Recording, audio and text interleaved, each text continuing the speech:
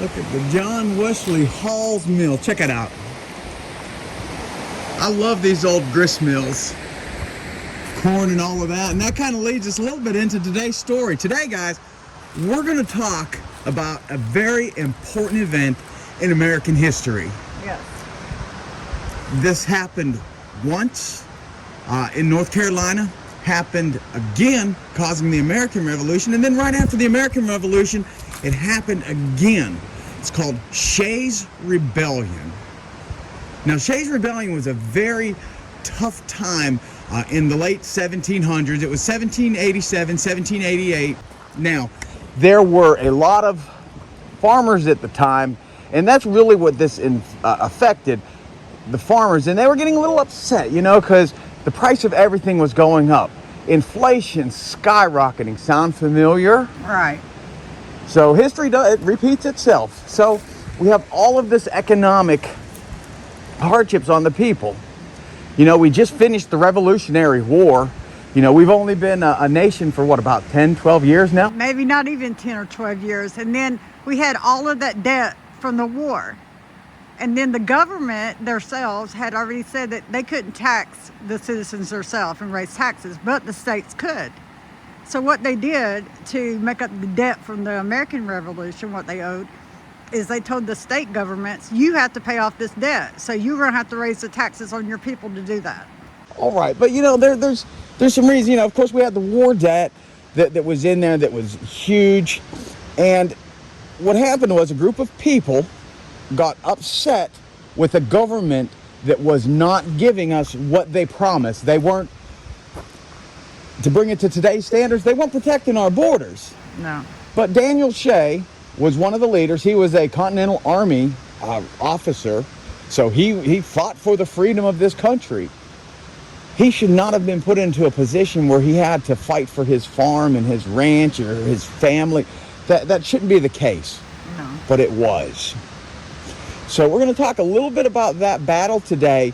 But one thing I do want to note is, at the time of the signing of the Articles of Confederation, Right. that's the first documents drawn on our new country.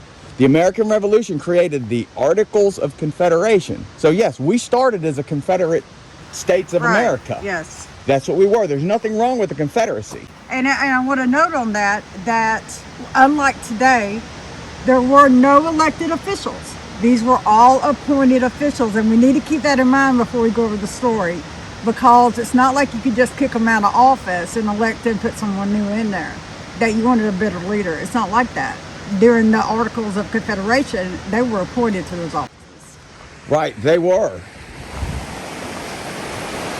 And the farmers, what's so bad about it is when all of this started after the revolution and everything, and they were having all of this financial debt, and they started taxing the people, they not only could they not pay the taxes, they couldn't pay anything. They couldn't produce goods, and they couldn't ship goods outside the United States anymore, outside of the states anymore. Right, because the Articles of Confederation, when they were set up, what it essentially did is it gave each state its right to govern. And then there would be its own currency, its own laws, its own exclusions. But when you stop trade from Britain and Spain and France, and that's what the colonists were doing, the farmers, because it was 95% farmers here, that was their income. And they didn't have any way then after that. Well, they really didn't stop trade now. Yeah. They taxed it. It was such a high tax. I guess we could, if we wanted to relate it to something that a lot of people watching today, I would say like the 1979 embargoes that, Jimmy Carter had his hands in. And as we continue talking, we're going to show you how Daniel Shay and his followers went from peaceful protests trying to get reform, tax reform. Give me a break. Don't take my land. Help me find out how to keep my land. Make it, because I'm a farmer. I'm producing the food you eat. Right. So we're going to see how Daniel Shay and his followers went from peaceful protest to 3 major armed conflicts. But I want you to see how that is still relevant today, because what did Texas do? They made peaceful pleas to the government. They asked them for relief. They asked them to help them, and the government turned a blind eye, just like they did back then. Right, and in today's situation, the Texas governor sent 8 formal requests. Hey, we need help as a sovereign state. And that's what they did during this time. Right. They sent formal requests asking for relief, asking for help, asking for assistance, so they could help each other, you know, and still the farmers could save their land. But the government ignored their pleas, so it feels like it's the same atmosphere going on. They didn't have any cotton gins in Massachusetts at that time, but we were sure getting them together. In this wagon. That is pretty awesome. Yeah. All right. What can bring a group of people, a country, to a situation like that? Well, after the Revolutionary War, the country was massed in debt. Because you have to remember what we said, the Articles of Confederation. So the states borrowed money to fund their militias. Right. And the federal government, for lack of a better word at that time, they borrowed money to fund the Continental Army, Right. which was also made up of the states. So everyone had these tremendous debts. Now, the easiest way to pay these debts back, and the same as today, how does our government pay debts back? They give us higher taxes. Yeah, they raised the taxes on everything. Right. So what they did was they said, well, let's go ahead and let's raise the taxes 80 or 90% on a lot of farm goods. Stuff that's going out of this country, stuff that we're not keeping, the exports. And then they also said, and the paper currency we're not using, and you can only pay your bills and your debts in gold and silver. There was paper currency that was issued from the Continental Army, right? Okay. But the money that everyone truly wanted was the gold coins that you would get from England, the British pound at that time. So, now you might say, oh, well, paper money. Here's what happens with paper money, guys, and it's the same as today. So, if I have $100, we're going to use simple math. So if I have $100 and there's 101 people, everybody gets $1. And the cost of everything is based off of that $1. So now this guy needs $1. So I'm going to print one more dollar. So now we have $101 and I gave him $1. Your dollar's value just went to 99 cents. So that's really what was happening. So when they raised these taxes, the paper money that was backed by the Continental Congress of the time, the group that backed that, they weren't able to pay that. And what they would do to pay is print more money. So you had way more money printed than the value was there to cover it. Right. So that creates inflation. It's the reason that you and I are paying, you know, $10 for a gallon of milk these days. Right. It's, exactly. You know, because our money has gone up. If you look at like money from the time, well, I remember when I was a kid going to a penny candy store and actually getting penny candy, Tootsie Rolls a penny. Now they're a dime. If you go to a penny candy, so you could just say that from 1980 through today, we've had a times 10 increase in the deflation of our money. They were not hearing the voice of the people. Right. And as Jennifer mentioned earlier, people were more or less appointed. You had to have a worth to you before you could even cast a vote. Right. So if you were a homeless bum that lived under a bridge, you had absolutely zero voice. If you were a farmer busting your butt, but you didn't have money, well, you didn't have a voice. You have to have a voice in order to have money. right. And they took their voices away and taxed them. Their goal was to pay the war off on the backs of the farmers, because this was an agrarian society. And if you don't know what an agrarian society is, we really don't have a lot of them anymore, but it's a society where it's farm-based. Right. So your role in that society is what you produce. If corn is the big thing in your area and you are a huge producer of corn, then you're the leader in your agrarian party. And they bartered and sold with that. That's how they. Because, made bills. That's right, how they because had the money was worthless. Right. Right. A lot of bartering took place. And stores were like, you know how you hear they would offer credit and give them farm machinery, but in return they would pay it with their first year's crop or with their crops that were coming in. They would pay those debts off with selling their crops and getting that ready. So. And then when they couldn't do that, and they said in this time, during this 2-year time, I want you to think about this percentage too, 31% of men ages 16 to 38, 31% of them were imprisoned or had their land foreclosed on or executed for what was going on. Another thing that was against the farmers is Walmart, they didn't have Walmart in the day, but to make everybody understand, I'm going to say the Walmarts of the day did the exact same thing that Walmart does today. They go out to a farmer that's put everything he has into this crop, and the farmer says, okay, I paid, easy math again, I paid $100 to plant this crop, and I got $50 in labor. And he says, I want $250. My labor for a year is at least worth that whole $100. Mm-hmm. And Walmart comes in and says, we'll give you $130 for it. You're going to take a 30% loss, but at least you didn't lose it all. Mm-hmm. And that's what a lot of the guys did in those days. The big companies would come in and they would buy your produce at pennies on the pound. Right, and they might as well burn the barn full of apples or corn or wheat for the prices they were offering to pay those farmers. And oftentimes it would have been better had the farmer just destroyed his crop rather than allow it to go to sale. And that's what's going on now. We'll walk this way and finish talking. But when they were talking about how the farmers were losing everything, and the governor then that was in charge when all of this was happening, that was in charge in Massachusetts, was Hancock, the same man who signed the Constitution.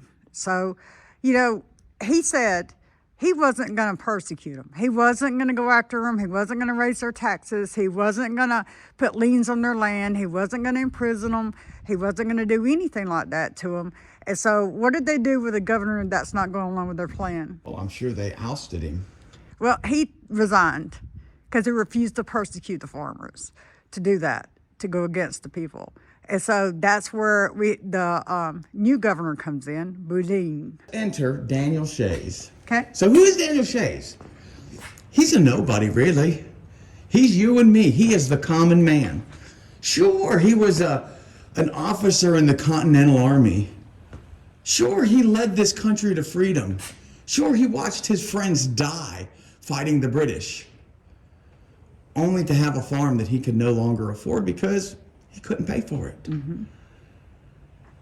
But Daniel was luckier than others. He was able to manage more than the average farmer. That's only because he was an officer in the Revolution. And what did they give the men that were officers when they came out of the Revolution? Every state had different rules on that. Right, and they also offered land to soldiers as an incentive to join the military to help them fight the British. Some states did, some states didn't. Daniel Shays was lucky. He was able to get it at a cheaper price. And because he was an officer, he made more money. I mean, I don't hold that against him. If you have more responsibility, you deserve to get paid. Mm-hmm. So Daniel Shays gets his guys together. And he really didn't plan on being the leader. It was just a thing that happened. See, because there was a lot of skirmishes, and a lot of them were in like Worcester area. And the western side of Massachusetts was really where these farmers were fighting the most and causing the problems. Now, they did call for the federal government at that time to come in and handle it, but by the time the federal government was able to do anything, it was already over. Right. And then he saw where a man named Hans was already leading little groups of parties onto the courthouses and stuff, trying to stop the injunctions, trying to stop the judges from foreclosing on the farmers, and trying to get the judges to listen to their pleas. That's the only reason they were storming these courthouses, is trying to get the court system to listen to them. That's all that was about. And he didn't join into that until the second one. Right. They wanted tax reform, and they wanted the laws set up so that it wasn't so hard against you for property taxes. Yeah. So Shays' Rebellion highlighted the economic struggles of the time. It helped his friends and the other farmers in the area kind of organize into a group to have one voice. Because that's really what it's about in a republic like we have, is one voice. And in that one voice, what they wanted to do is they wanted to approach the courts and essentially stop court proceedings. Right. If you stop the court proceeding, then you can't foreclose on that guy's land because it's not just. Or debtor's court. They still had debtor's court and debtor's prison. Exactly. In those days. And Shay and his followers wanted to stop that. Exactly. Until a reform was done. They weren't trying to bully anyone, but when you tax somebody so hard that they can't eat, they're going to have to fight back, and justly so. And they only wanted to be heard. And who was pushing the judges and the court systems? You know who was pushing them? Samuel Adams, because he wanted those guys strung up. He really wanted them executed, the farmers and the insurrectionists. Right, yeah, of course, yeah. If you take their land, corporatize, I guess would be the best word to say, corporatize farming, you know, again, Bill Gates. Did I say Bill Gates when I mentioned about corporatizing farming? Yeah. Then you can issue to the population what you want them to eat. You control everything. And that's really what it was about even then. So, you know, as we said, there's a lot of things that led up to this. And I think it's kind of important that we look at each one a little bit. A post-war Massachusetts, and that's what we were. Yes. We were post-war at that time. And there was very little money. The government's not solid, because you think about it, the government's 10 years old. All right. At most, the current government's 10 years old. All these economic hardships. But now, it wasn't necessarily the fault of the governments of these states or these Walmart corporations for what they did. Because now you got to remember, post-war, what are we doing post-war? Well, during the war, we're manufacturing everything for Right. war. And I know as many bullets as I can produce, they're going to buy. As many cannons as I can make, they're going to buy. And so all our factories are refitted for that. Right. And now we come to a point where it's like, okay, well, let's start making IKEA furniture again. And when we're making our IKEA furniture, we've got to change all of our equipment out. But then I don't know how many people are going to want IKEA furniture, so my prices are probably going to be a lot higher when I first start my production. And once I know what people want and the demand, then it will lower. And if we want to do economics, we can do that later, guys. So what did all this lead to? Well, debt and foreclosures. Debtors' prisons. We said people went to debt. If you owed Jimmy $10 and you didn't pay, and $10 was a lot of money back then, and you didn't pay Jimmy $10, well, guess what? You're going to jail. Right. And all the businesses are wanting their money. If you had anything on credit at any business, they wanted their money.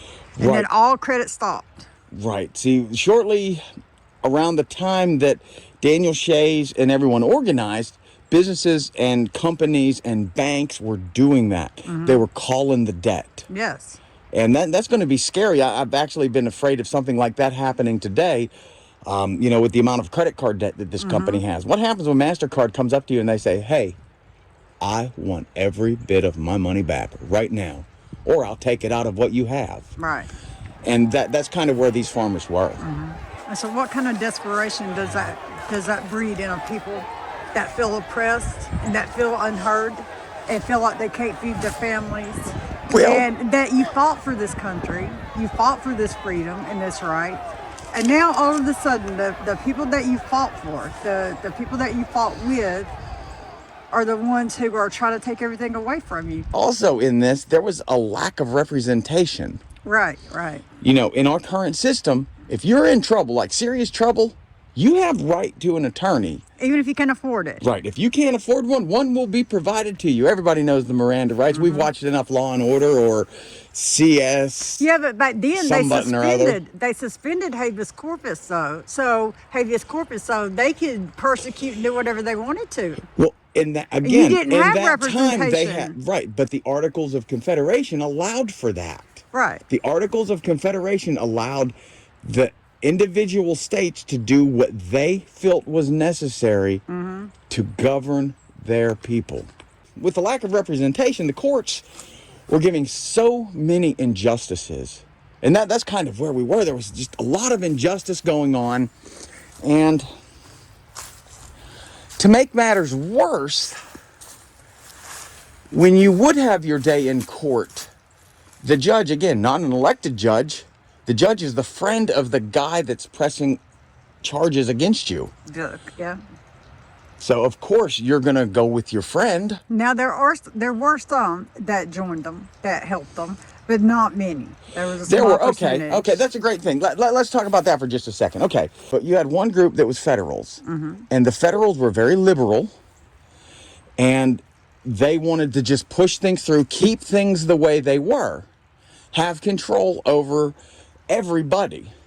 And then you had the anti-federals. The anti-federals were a group of people that felt that the individual rights should be what govern the say of the land. Right, the say essentially of the people. the majority rule. So again, enter Daniel Shays. So that's why Shays really came in, because he did have he was an educated man. Now, he wasn't ignorant at all, by no means. So he was more or less their voice. He was the representative for those farmers. You know, during this conflict and after this conflict, Shay was wanted all over the place. You know, here's one from Pennsylvania. They were wanting him. Right. So, I mean, Shay's name was all over. He was well wanted. Right. And then when he started leading conflicts, it was after there was another leader. His name was Day. And he was helping Shay lead conflicts, lead these groups of regulators and men in protest against these courthouses. And he was a revolutionary veteran too.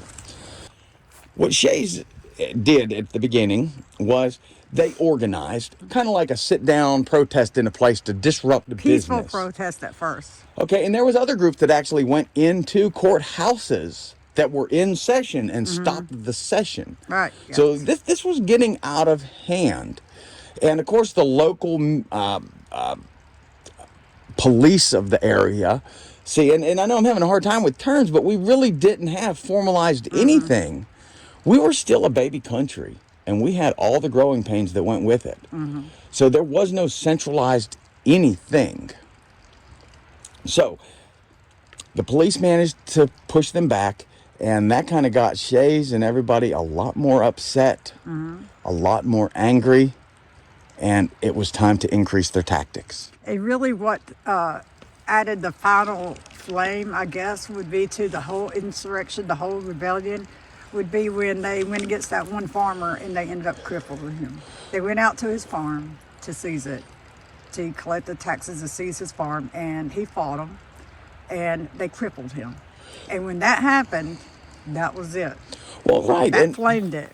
You know, and another thing that Shays Rebellion did, it showed the seated interest of other groups that were wanting to hone in on the money too. Kind of like today's farmers have to deal with the EPA, the USDA, the LMNOP, QRSTV societies, and that's another reason why our food costs so much, because the farmer can't be expected to take all this cost. You know, so they did as much as they could, and when they took all that they could handle, well, oh wow, melting pots. A ladder going up into these lofts. That's pretty cool. But now, you know, Shays Rebellion, though, it involves several conflicts. Yes. And we refer to them as battles, but they really weren't battles. They were more like skirmishes between Shay and local law enforcement. That's all it was. When most people talk about Shays Rebellion, the first thing that comes up is like the Springfield Armory. And that is very important. But before that, we had an uprising at Petersham and New Braintree. And those two, although they were armed conflicts, they were taken down pretty quickly. Yes, by quickly. you know by the local groups. And well, too, a lot of that had to do with weaponry. They were, you know, they might have had more men, but they only had like little muzzle loads. Right, right. There was it was like 2-to-1. Right. You know, continental or excuse me, 2-to-1 state militia to farmers. Right. And right, you're right. The farmers, they were coming with pitchforks, and the militia, they still had muskets. Right. We didn't have repeater rifles at that time yet either. On January 25th, 1787, Shay and 2 other units decide they're going to try and take over the Springfield, Massachusetts Armory. You know, and kind of like in a video game, they were going to level up, you take it over and you get the weapon. And that's what they were trying to do. They were trying to make themselves as well armed as the state militia. But the general from the state militia already knew they were coming. One of them did. And he was waiting on them. He expected it. Right. Yeah, definitely he was waiting on them. There's no way that there's no way they would have been able to win had they not been forewarned. Well, hey, I think that because they were all veterans, they knew they need artillery, right? And the closest armory was right there in Springfield. And that's right. And it's predictable. Now, Shay and another group come in from the north, and the third group tries to come in from the west. But as you mentioned, those efforts were thwarted. They didn't even get a hold of the armory. No, they didn't even get close, because by the time they got within eyesight, they were lobbing stuff at them. I think Shay lost like 20 men. They lost like 20 men. And Daniel Shay, he had a bounty on his head. He was wanted. They fled to Vermont. Right, they did. They were when they were fleeing, no one actually knew where they were going, because the group totally disbanded at that point. No, but there were sympathizers in Vermont, and they housed them and protected them. And then what surprised me after all of that, Hancock had resigned and Boudin took over, and I mentioned that earlier, because Hancock didn't want any part of persecuting them, right? So as soon as all of this was over, Hancock became governor again, and you know what he did? He pardoned all of them, and even Daniel Shays, and told him to come back home. But if we didn't have that, we would have never had what happened after this. Well, call it an insurrection, call it a rebellion, call it what you will. Call it freedom fighters, because that's what it was. And that's what we're doing today. We're just fighting for our country, for our boundaries. It was the court systems that kind of held the aftermath of this. But really, what was the aftermath? What happened? Was there any good that came out of this rebellion? Because the guys just they hauled tail and run. Well, the government and Alexander Hamilton said they realized the Articles of Confederation were inadequate. It was not working. But it led to the Constitutional Convention of 1787 because of all of this. They actually started talking and rewriting things. Well, Shays' Rebellion did a lot of things. And yeah, the calling of a Continental Congress was definitely part of it. What it did, though, is it showed this new nation that the people of this nation are not a nation of controllable people. We are not a nation that wants to be told what to do. We're not a nation that wants our meal handed to us. We're a nation that we want to work for what we have, and that's more or less what happened. So you're right. So in 1787, they called out to all the state governments. Right. Because they knew that the Articles of Confederation had some severe weaknesses. There was no way that this would make a giant country, and there's no way the Articles of Confederation would last for hundreds of years. Right, because they couldn't rule like that. It was inadequate. Right. Yeah. So the Continental Congress got together, and the first thing that they did was they drafted the Constitution itself. A lot of people think the Bill of Rights came first and then the Constitution. No, the Constitution came first. But the Constitution came first.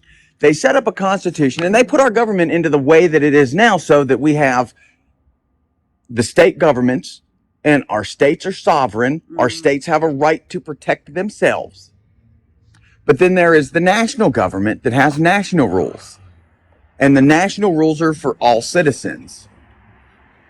And where it really came down to, the true benefit from Shays' Rebellion was the Bill of Rights. Right now, we see they're talking about the 4th Amendment, the 10th Amendment, and those are all now the Bill of Rights. Yes.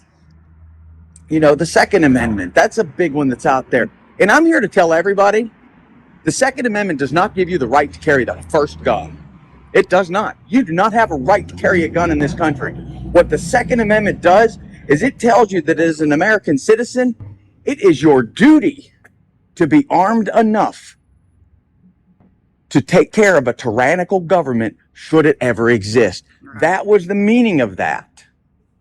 Right? And those are the things that came from Shays' rebellion that were good. We would not have this country today the way it is had not Daniel Shay done what he did, had not we done what we did as the American Revolution, had not those boys in North Carolina done what they did.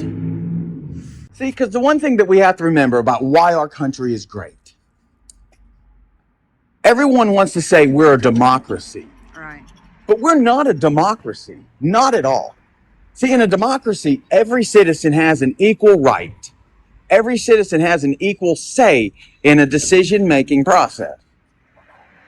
What we are, folks, is we are a republic. Right. And what we do in a republic is we elect leaders. So we elect our voice. So in each state, you elect your governor. And your governor is your voice for you. Your congressmen, your senators, all of the elected people are your voice. Right. We are a constitutional republic where if a leader is not doing what the voice of the people want, then we find a new leader. And we can elect him and put him into office. Right.